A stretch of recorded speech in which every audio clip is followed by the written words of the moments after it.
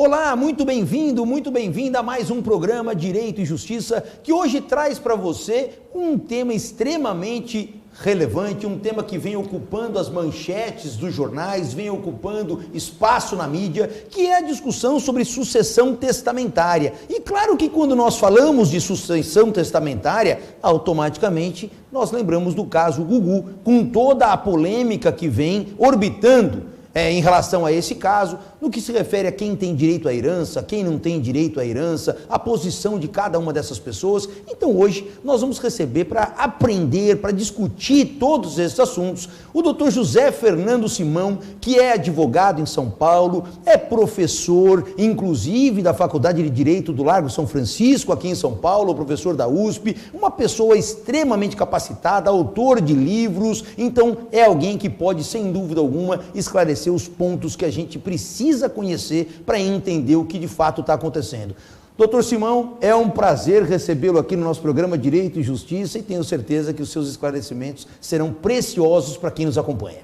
Meus amigos e minhas amigas, um bom dia àqueles que nos assistem, hoje com essas redes sociais fabulosas, nos assistem por televisão, nos assistem por Facebook, etc. É verdade. Eu queria fazer um agradecimento especial ao Dr. Leonardo Pantaleão, que é um amigo de longuíssima data. Obrigado. Com quem já dividimos lidas acadêmicas intensas e, portanto, poder dividir com os seus espectadores, que agora são também nossos, algum conhecimento de sucessão me agrada muito. Obrigado pelo convite. Imagina, é um prazer recebê-lo aqui e esse tema é um tema que realmente agora vem ocupando aí as mídias durante longa data. E eu já quero começar, Simão, esclarecendo para os nossos espectadores o que é a sucessão testamentária, porque, pelo que nós estamos verificando, essa discussão toda que alcançou o caso Gugu decorre de um testamento. Então eu queria que você explicasse, em primeiro lugar, o que se trata a sucessão testamentária. É bom que a gente pontue do começo da conversa uma questão básica. Todo mundo pode fazer testamento, ou seja, é um ato de autonomia privada. Para os espectadores entenderem melhor, o testamento nada mais é do que um ato causa-morte, para produzir efeitos quando eu morrer. Ou seja, ele é primo irmão do contrato. A diferença é que o contrato produz efeitos comigo vivo e o testamento comigo morto. Perfeito. É curioso, porque no Brasil se contrata todo dia, da compra do pão de queijo que eu fiz agora antes de entrar no programa, até grandes compras de empresas. Mas o testamento não está no hábito do brasileiro. O testamento é uma coisa estranha ao brasileiro. Eu tenho até alguma teoria. Me parece que é um problema sociológico. O brasileiro tem muita dificuldade de pensar na própria morte, o que é próprio de países jovens. Em países jovens, quando se pensa a própria morte, a gente bate na madeira. O brasileiro não é pródigo em seguro de vida. O brasileiro não é pródigo em comprar sepulcro, se quiser ser enterrado de acordo com algum ritual religioso. Sim. Portanto, me parece que o não fazer testamento no Brasil faz parte desse hábito de países jovens de não pensar a própria morte. Eu vou até te interromper em cima disso, Simão, só para pegar esse gancho. O professor Simão, ele é um palestrante mundial, então ele viaja o mundo inteiro, dando palestras na Europa, em diversos países. E eu pergunto, em cima desse ponto que você está colocando aqui, os outros países, por exemplo, na Europa, é muito mais frequente o testamento? Essa questão é muito bem colocada. Ela é bem pontual porque depende de país para país, mas os índices reconhecidos de testamentos públicos feitos em países europeus é infinitamente superior ao nosso. Porque, aliás, acho que talvez herdeiros da cultura romana, do Império Romano, que o romano não morria sem testamento, era uma vergonha morrer ab intestado, sem testamento, há um costume maior.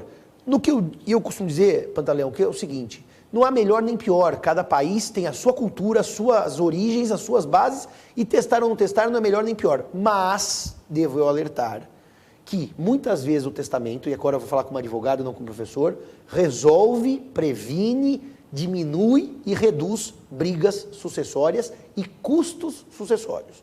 Então, ninguém é obrigado a testar, obviamente. Você já fez testamento seu alguma vez? Não fiz, Você nunca fez. Eu estou com o meu engatilhado há uns 3 anos e não tenho coragem de ultimar, para você ter uma ideia. Tá. Mas para dizer o quê?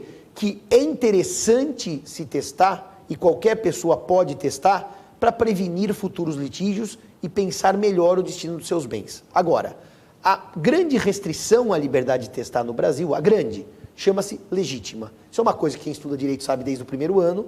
O testador, tendo um grupo de herdeiros, chamados herdeiros necessários, é um grupo, está no artigo 1845 do Código Civil, eu daí só posso testar metade dos meus bens, metade.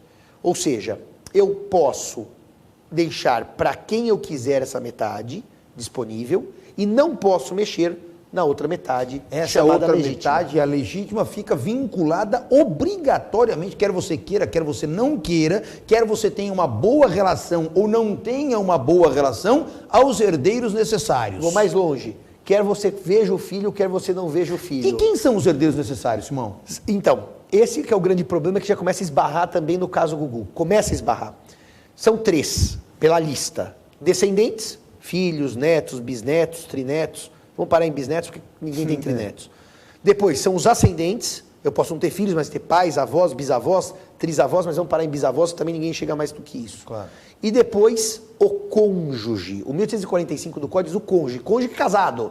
É aquele que você foi para o cartório e disse de paz, eu vos declaro marido e mulher, ou há muitos anos já no Brasil, eu vos declaro marido e marido ou mulher e mulher, porque o casamento homoafetivo tem os mesmos efeitos do casamento heterossexual, com toda a proteção constitucional.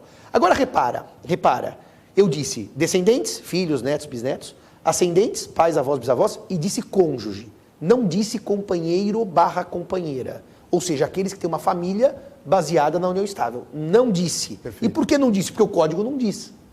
Só que o problema todo é que o Supremo Tribunal Federal, em 2017, numa repercussão geral, que é a 809, ele tinha que trabalhar um tema sobre sucessão do cônjuge e sucessão do companheiro.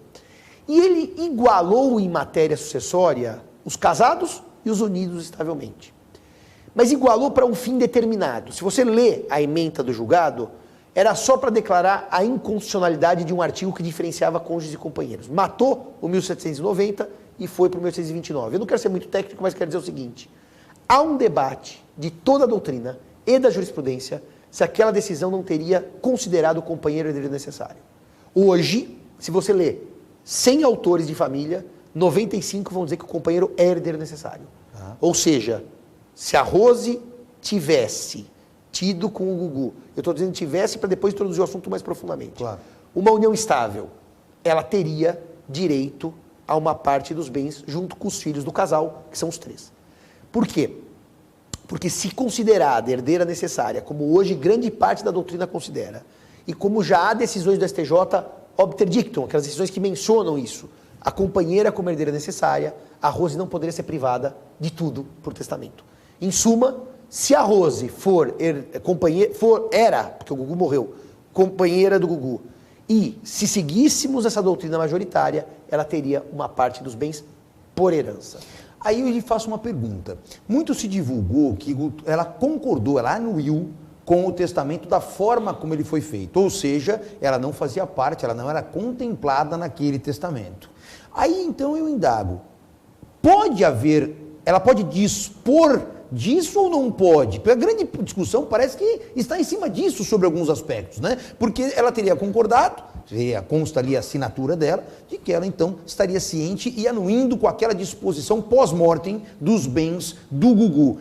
Essa anuência dela, abrindo mão de tudo, tem validade jurídica ou não? Então eu vou fazer um passo atrás para dar um passo à frente. Como nós dizíamos agora, o testador pode, respeitada essa legítima, que é 50% do patrimônio, testar para quem quiser, inclusive para o seu time de futebol, partido político, entidade religiosa, isso não há nenhum problema. Então, eu vou dar um exemplo com os filhos e volto na Rose. Imaginemos que eu tenha 2 filhos. Um filho que me dá afeto, carinho, presente, cuida de mim, se preocupa com a minha velhice, e um filho que cuidou da própria vida e me abandonou. Eu, hoje no Brasil, posso deixar a metade disponível para o filho que cuidou de mim. Então, não há nenhum vício jurídico num testamento, nenhuma invalidade, nenhum problema técnico em dizer a legítima fica para os 2 filhos, porque eu não posso. Não pode dispor. Agora, disponível vai só para o filho João. Então, vejam, respeitada a legítima, o que eu faço com a disponível é indiscutível, é inatacável, é inabalável e eu não posso mexer nela. É puramente ato de vontade. Ato de vontade. Claro que se tiver algum vício, coação, o testamento pode ser invalidado. Claro. Eu estou dizendo o seguinte, um testamento válido, Perfeito. ele é imexível, usando o neologismo do Luciano Magri, intocável. Agora veja o caso dela. Ela, se for herdeira necessária, o fato de ela ter concordado expressamente por escrito com o testamento do Gugu, não muda nada, porque ela não pode abrir mão de legítima num testamento do Gugu. Ainda que ela tenha anuído e dito, não, pode fazer o que você quiser, no Brasil ninguém renuncia à herança de pessoa viva. Então repara, ainda que ela tenha anuído em ficar sem nada, se companheira ela for, e herdeira necessária ela for, aquela anuência é irrelevante. por conta das normas de ordem pública, Perfeito. que não são negociáveis, que não são São indisponíveis. não são objeto de disposição. Então, mas eu estou sempre falando se. Se e se. Esse é o X da questão. Esse é o X da questão. E aqui eu queria trazer uma reflexão que é o que é a união estável. Exato, esse é um ponto fundamental e tenho certeza que muitos daqueles que nos assistem têm dúvidas a respeito disso, entre elas a questão da coabitação, se é necessária, se não é necessária, a partir de quando ela surge, se uma simples... e às vezes até o contrário, né, Simão? Às vezes as pessoas acham, não, mas isso nós vamos ter a sua resposta. O fato de morar junto, por si só, caracteriza união estável? Não, quer dizer, então isso é muito importante. Eu só vou responder uma coisa para você. Se morar junto caracterizasse união estável, eu morei com meus pais 40 anos e nunca tive união estável com eles. Mas essa é uma brincadeira que eu faço para falar que morar junto, você pode morar junto com grandes amigos. Você pode dividir o apartamento. Você pode dividir apartamento em república e você não tem união estável plurima. Claro. Mas eu só fiz essa brincadeira para dizer o seguinte. A união estável, ela toma no Brasil uma dimensão grande em 88, com a Constituição. Porque o artigo 226, parágrafo 3º, diz que a união estável é entidade familiar e protegida por lei, proteção do Estado. E o que acontece com esse dispositivo constitucional? As leis vieram, as leis foram trabalhando e foram definindo o que é a união estável. Eu não vou voltar numa arqueologia jurídica, porque o tempo aqui é curto, mas a primeira lei foi de 94, 8971, a segunda foi de 96, 9278. A lei de 94, e é bom que os espectadores saibam, exigia um prazo mínimo de 5 anos para que houvesse união estável. 5 anos. Sofreu uma crítica enorme, me lembro muito bem, porque trabalhava no escritório dele na época, sofreu uma crítica enorme do falecido Saulo Ramos, né? Que dizia, e como dizem muitos, eu posso estar há 1 ano ou há 1 mês e já ser família, não preciso de 5 para virar família. Aliás, quando eu caso no papel, no dia seguinte eu já sou família. Sim. Essa lei é alterada em 96 para 9278 e some o requisito de 5 anos. E a união estável em 96, copiada pelo Código de 2002, o texto é muito parecido, diz que é a união pública, contínua e duradoura com o objetivo de constituir família. Pública quer dizer que não é oculta, não é sigilosa, não é escondida. Contínua é que não sofre interrupção, não sofre quebra, aquela que não tem aquele vamos dar um tempo, que é típico do namoro. Sim. Duradoura. O que é o duradouro? Se não tem mais prazo na lei, vamos discutir o caso concreto, porque realmente não tem mais prazo. Agora, o que mais interessa é o objetivo de constituir família. Ninguém tem união estável namorando, porque namoro é uma futura necessidade ou vontade ou ideal de constituir família. É uma família em perspectiva. Sim. Não é uma família atual. E a união estável, portanto, exige família sem casamento, sem eu vos declaro casados, basta isso. Que nos comportemos como marido e mulher. Agora, repara num detalhe, Pantaleão, que eu acho muito importante. A união estável no Brasil pode ser homoafetiva ou heterossexual. Isso está completamente decidido pelo Supremo há muitos anos, desde 2011, e, portanto, não haveria nenhum problema em o Gugu ter uma relação de união estável heterossexual com a Rose ou homoafetiva com qualquer outra pessoa que ele tivesse essa intenção, essa vontade, essa realização da sua vontade. Então, vem agora o problema da Rose. Né? União pública, contínua e duradoura com o objetivo de constituir família. Esse caso ele é, no meu sentir, chocante, porque eu sinto uma pontinha de homofobia. E eu vou te dizer por quê. Eu sinto. O Gugu era, sabidamente, pelo menos sempre se disse, homossexual. E um sujeito que fez uma opção de vida muito interessante, de preservar sua intimidade, o que eu acho brilhante, de cuidar da vida dos seus filhos sem exposição, e portanto ele teve todo um cuidado de ser um homem que pensou nos filhos, pensou em si próprio e de não querer a sua exposição, o que é, como você sabe muito bem, algo totalmente louvável. Cada um cuida da sua sexualidade, da sua vida como quiser. Então o Gugu tinha essa característica. Agora repara, por que eu digo que é uma pontinha de homofobia? Imputar uma união estável heterossexual do Gugu a Rose, sabendo que ele era homossexual, é no fundo, uma negação da própria homossexualidade. Porque evidentemente que um sujeito homossexual e uma mulher heterossexual não tinham uma união estável. O que eles tinham era uma coparentalidade. Eu queria explicar isso aos ouvintes. Claro. O que é uma coparentalidade? Há muito tempo, o direito de família separou conjugalidade de parentalidade. O que é a conjugalidade? Ser marido e mulher, ser companheiro e companheira. O que é parentalidade? Ser pai e ser mãe. O projeto parental não se confunde com o conjugal faz muito tempo.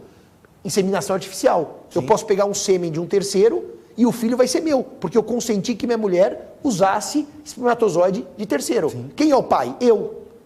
E não o outro. Claro. Agora, como eu posso ter uma situação em que eu nunca casei, 2 solteiros, mantemos relação sexual, nasce a criança, temos parentalidade e não temos conjugalidade? É verdade que as pessoas estão acostumadas que a parentalidade acompanha a conjugalidade. Nós nos casamos e temos filhos. Sim. Mas isso, Pantaleão, é uma família que é uma dos 1000 modelos. Claro. Portanto, o que a Rose e o Gugu tiveram, desde o início, e o contrato deixa claro, era um projeto parental conjunto. Ela, muito provavelmente, conhecia a homossexualidade, ela sabia do desejo dele de ser pai e ela queria ser mãe. Então eles construíram um projeto, um processo de parentalidade que não tem nada a ver com conjugalidade. Mutatis mutandis. Hoje sou solteiro. Se eu falar para uma grande amiga, quer ser mãe do meu filho, ela não vira minha esposa. Sim. Ela não vira minha companheira. Então, o que me parece ali muito evidente é que as pessoas estão tentando imputar uma conjugalidade onde só havia parentalidade. Daí você pode me dizer, mas eles moravam juntos. Sim, part-time. Parte do tempo. Parte do tempo. E morar junto muda alguma coisa? Eu vou te dar um exemplo muito simples. Se eu trouxer uma grande amiga que está necessitada financeiramente, der uma ajuda e colocar na minha casa, isso vira família? Mesmo que ela perdure lá por anos. Por anos, não. Ah, mas ela era a mãe dos seus filhos. Bom, então toda mulher que é mãe do meu filho vira minha companheira porque mora comigo. Ela não pode só ser mãe do meu filho e não ser minha companheira? Sim. É claro que pode. Então, o que caracterizaria a união estável no caso do Gugu, na minha opinião? Se aquele contrato de coparentalidade e não de conjugalidade, não havia ideal conjugal, havia ideal parental, tivesse, com o passar do tempo, com os usos, com os hábitos, com os costumes, se transformado em família conjugal. E aí que é detalhe. Assim, é muito estranho quando ele morre quererem criar uma união estável onde nunca existia. E eu explico por quê. Nunca existia e nunca existiu. Eles não se reconheciam como marido e mulher, nunca se apresentaram. Era sempre a mãe dos meus filhos e o pai dos meus filhos. Eles nunca na mídia estiveram juntos como família, no sentido conjugal. E sim de serem vistos como se marido e mulher fosse. Nunca, nunca. Ela sabia que não porque ele era homossexual. E ele sabia que não porque ele tinha combinado com ela. Então é muito curioso imputar a um homem homossexual uma união estável heterossexual. Para mim isso é homofobia. É querer pôr no modelo heterossexual todo mundo, inclusive os homossexuais. Por isso que eu acho que esse caso é, no fundo, preconceito. De não deixar que ele se assumisse na sua vida homossexual. E agora até surgiu uma situação, em cima disso que você está colocando, de uma pessoa que apareceu como se fosse um namorado e também querendo ingressar na sucessão. Eu já li dois nomes até. Acho que até um rapaz. Eu sei de um chefe de cozinha. Trabalha na cozinha, é chefe de cozinha, e o outro, agora parece que apareceu um outro rapaz que era o tipo do empresário dele, que mora aqui próximo, nós estamos aqui gravando em Osasco, aqui em Alphaville. Mas, de qualquer maneira, repara um detalhe. Para que haja uma união pública, contínua e duradoura, com objetivo e constituir família, seria estranho qualquer rapaz dizer que era pública, porque nunca ninguém soube. Ninguém soube. Pois é. Então ele teria que fazer uma prova de que havia um convívio social, pelo menos num grupo pequeno, familiar ou de amigos, em que eles se apresentavam como marido e marido. Não há notícias até hoje sobre essa publicidade. Depois, que é algo contínuo. Contínuo quer dizer que o Gugu e esse rapaz, quem quer que ele seja, mantinham uma vida juntos os dois, e não a ideia de estar cada hora com uma pessoa, com outro parceiro. Então também eu acho que a tese de uma união estável homoafetiva, que daí não seria homofóbica, seria eventualmente correto, respeitando a opção, a orientação, a vontade do Gugu, também é um pouco fraca nesse momento. Eu acho que a família do Gugu, parental, os filhos, não estou dizendo dos pais dele ou irmã que tem também, da mãe e da irmã que tem confusão. Essa é a família que o Gugu construiu e que são os herdeiros dele. Nós estamos recebendo aqui no programa Direito e Justiça o Dr. José Fernando Simão, que está esclarecendo os aspectos referentes aos testamentos, inclusive esse específico que está gerando essa polêmica relacionada ao Gugu. E Simão, os nossos espectadores já começam a se manifestar aqui, enviando perguntas. Se você quiser participar do programa, além das nossas redes sociais, pode também se valer do WhatsApp 981-420-208. Você encaminha a sua pergunta para cá, eu já passo ao Dr. Simão, que responde. E a pergunta primeira que chega para nós aqui, Simão, é do Sérgio Marcos. E o Sérgio ele faz uma observação em forma de pergunta, mas eu acho que talvez tenha ocorrido um lapso de interpretação dele. Por quê? Ele diz assim, por que o Gugu não atualizou o testamento? Isso evitaria todo o transtorno. Mas me parece que não é uma questão de atualização de testamento, não é isso? Não é. Ela está discutindo, Sérgio, uma união estável. Ela quer metade do patrimônio deles, dizendo que eles estavam juntos há muitos anos como núcleo conjugal. Então ela quer, primeiro, a metade dos bens dele. E o que não tem nada a ver com o testamento. Porque se ela aprovar uma união estável, pública, contínua e duradoura, com o objetivo de constituir família, que eu não vejo no caso, ela teria metade. Então o testamento dele não resolveria isso. Renúncia dela não resolveria isso, porque também ela teria que declarar o quê? Eu sou companheiro e renuncio. Nunca houve essa união estável. Então eu acho que talvez, se alguma falha houve, é difícil julgar, seria ter feito um contrato de coparentalidade, esse contrato para o nascimento e criação dos filhos, de maneira um pouco mais completa. Mas eu não julgo como ruim o contrato, eu julgo como difícil, porque há coisas também difíceis de se negociar. Claro. Então eu também acho que discordo do nosso espectador para dizer que a simples atualização testamentária não teria resolvido o problema dele. Uma outra pergunta que chega aqui para nós, Simão, é o do Cássio. O Cássio pergunta agora uma questão de orientação para os nossos espectadores, claro, de uma forma geral. Como eu faço para fazer no testamento? Eu mesmo escrevo e levo no cartório? Você pode fazer isso, porque o testamento particular, primeiro que você não precisa do cartório em tese, basta ter um testamento particular seu, você vai, redige, segue a regra do Código Civil, chama as 3 testemunhas, nem cartório você precisa. Mas como o nosso ouvinte, evidentemente, espectador, quer uma coisa mais segura, eu sugiro a ele que procure um cartório e, de preferência, com uma minuta produzida por um advogado, viu, Pantaleão? Né? Por quê? Uma minuta produzida por um advogado garante que não haja vícios, erros, equívocos nesse testamento. Então, eu tenho feito isso com muita frequência em São Paulo. Feito o quê? As minutas de testamento, vamos ao cartório, levamos daí 2 testemunhas, porque testamento particular precisa de 3. Sim. O público só de 2. E fazemos, então, o ato, que é o tabelião, faz a lavratura do testamento. E aqui vem algumas observações, até concordando com a sua posição aqui. A Silvia Marques, ela diz que o doutor Simão matou a charada, é a expressão dela aqui. Concordo totalmente com ele, eles tinham somente uma parceria. Veja que as pessoas estão entrando nessa linha de raciocínio. O termo parceria é o termo popular para coparentalidade. A parceria é um acordo, é isso mesmo. Ela usou o termo que se usa no dia a dia. Temos uma parceria para termos filhos, que no direito a gente chama de coparentalidade. E você que está nos acompanhando, nós temos uma enquete no ar que você está acompanhando agora, se a mãe dos filhos, o Gugu, a Rose, tem ou não direito à herança. Opine e no final a gente divulga aqui qual foi o percentual das opiniões. A Sandra, ela também vem na mesma linha. A Sandra diz o seguinte, eu acho que ela realmente não tem direito, ela não viveu com ele, e aí ela quer dizer a união estável, simplesmente era mãe dos filhos dele. Então perceba que essa ideia vem se disseminando. Eu repito, se eu tiver uma namorada que nunca me casei e nunca morei junto, ela engravida e tem um filho, e eu digo para ela, você não quer vir morar na minha casa porque eu sei que você não tem condições de morar sozinha e eu quero estar próximo do meu filho, eu posso ter meu namorado, minha namorada. Ela pode ter um namorado dela, namorada dela. Não importa se homo ou heterossexual, certo? Sim. E estamos na mesma casa com um filho comum. Que era o caso do Gugu. Agora, Simão, vamos fazer um exercício aqui, apenas por hipótese. Imagine que se confirme que a Rose era uma união estável. Aqui nós estamos simplesmente exercitando aqui o raciocínio.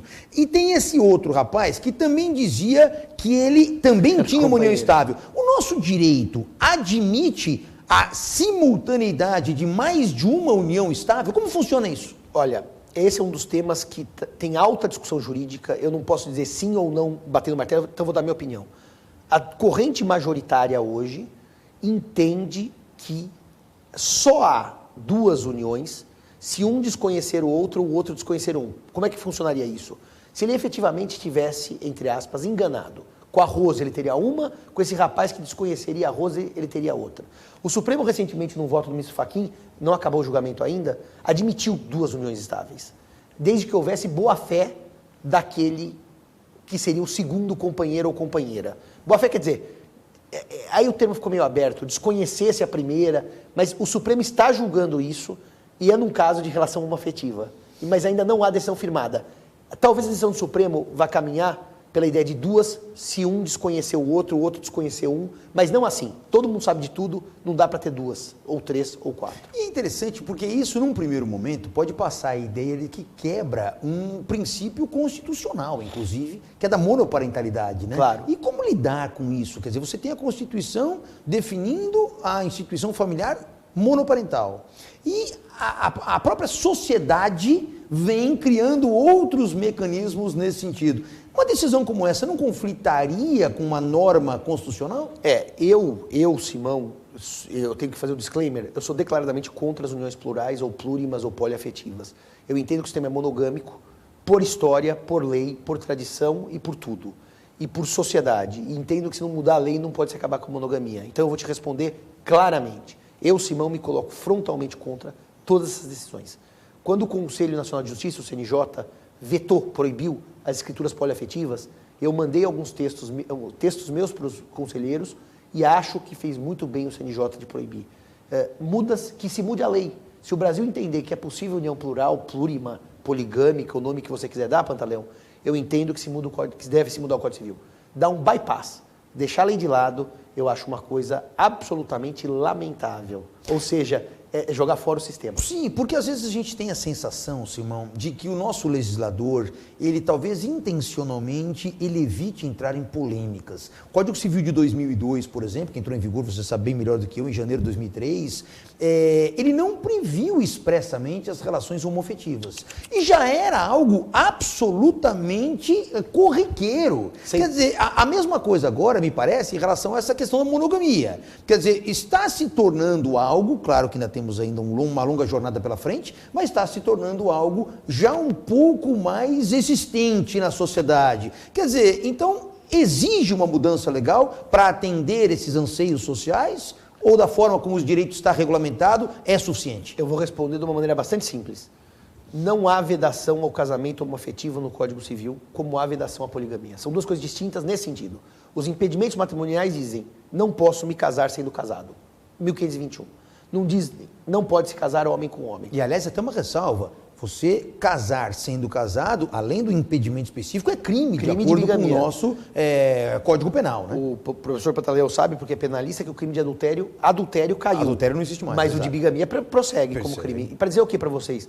Eu entendo que são dois pesos, duas medidas. E por quê? Porque podem ser. Porque a vedação expressa ao casamento homoafetivo não existe e a vedação ao casamento poligâmico existe. Mas, Pantaleão, como nós estamos, eu sei que numa fase quase final dos nossos debates, eu queria dizer uma coisa que eu não me conformo no caso do Gugu. Pois não? Eu não me conformo. Eu não me conformo de imputar uma relação heterossexual a um casal, a uma pessoa que tinha uma orientação sexual homoafetiva e que convivia, pelo que parece, com alguém, tinha eventualmente uma relação, não estou dizendo união estável, mas tinha uma convivência afetiva com outro rapaz. Uma segunda coisa que eu não me conformo é a Rosa entrar com uma ação para tirar bens dos próprios filhos. Eu queria deixar para os nossos espectadores o nosso podcast meu, do Caio Bartini, do Paulo Bacará, fazendo meu jabá. Claro, e por do André favor, fique à Fígaro, vontade. @tafazendodireito no Instagram, tá fazendo direito, eu disse isso.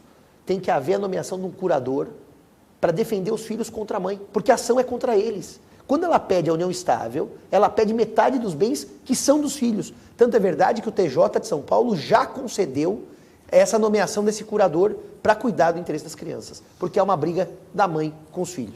E chega aqui mais algumas perguntas, vamos tentar fazer nesses minutos finais. O Clóvis, ele faz a seguinte indagação: por que só o rico vai atrás de testamento? É cultural? O pobre não se preocupa com isso? Porque o pobre não tem bens.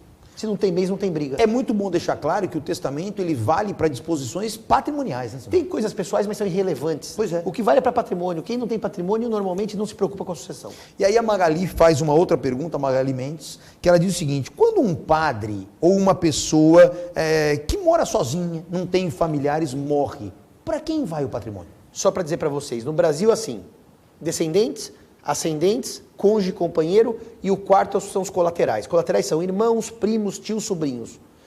Colateral até quarto grau. Magali, se eu não tiver nem descendentes, nem ascendentes, nem cônjuge, nem companheiro, nem colaterais até quarto grau, tios, sobrinhos, primos, irmãos, tio, avô, sobrinho, neto, aí vai pro município. A herança é considerada jacente, depois vacante, e vai pro município. O município é o destinatário da herança.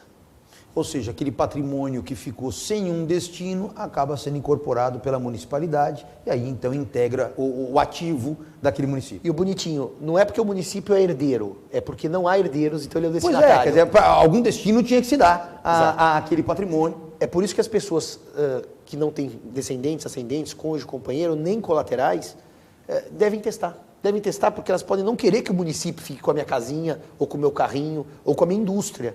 E normalmente as pessoas, quando não têm descendentes nem ascendentes, e nem cônjuge, companheiro, hoje estão buscando o testamento. Porque já sabem que não querem deixar para sobrinho muitas vezes, querem deixar para ONGs que cuidam de animais, querem deixar para instituições públicas de ensino. Então, o esquema mudou muito. Hoje tem mais gente interessada em testamento do que no passado. Porque os exemplos vão ficando cada vez mais evidentes de que aquilo é fundamental para que a gente possa evitar conflitos, ou melhor, eu vou até dizer aqui, tentar evitar conflitos, porque a prova é evidente do caso Gugu que o testamento não foi capaz de evitar os conflitos que estão se desenhando aí. Professor Simão, chegamos ao final do nosso bate-papo. Eu quero mais uma vez agradecer demais a sua presença. Eu sei que o seu tempo é extremamente escasso, então para nós realmente é uma honra recebê-lo aqui.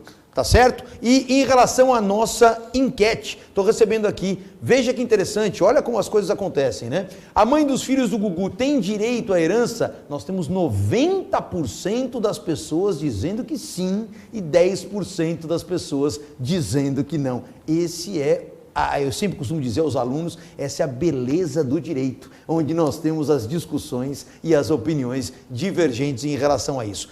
Simão, mais uma vez, meu amigo, muito obrigado pela sua presença, viu? E eu agradeço o convite do professor Pantaleão e já estou à disposição para os nossos próximos bate-papos, que espero que sejam em breve. Não tenha dúvida, para a gente vai ser uma alegria. Vamos aqui dar continuidade, não só a esse assunto, como a outros dos direitos dos animais, inclusive, que é um tema que você tem muito apreço, né? E tenho estudado bastante. E certamente viremos aqui para trabalhar esse tema num próximo programa. Eu agradeço você que nos acompanhou até agora e nos vemos no nosso próximo Direito e Justiça. Até lá!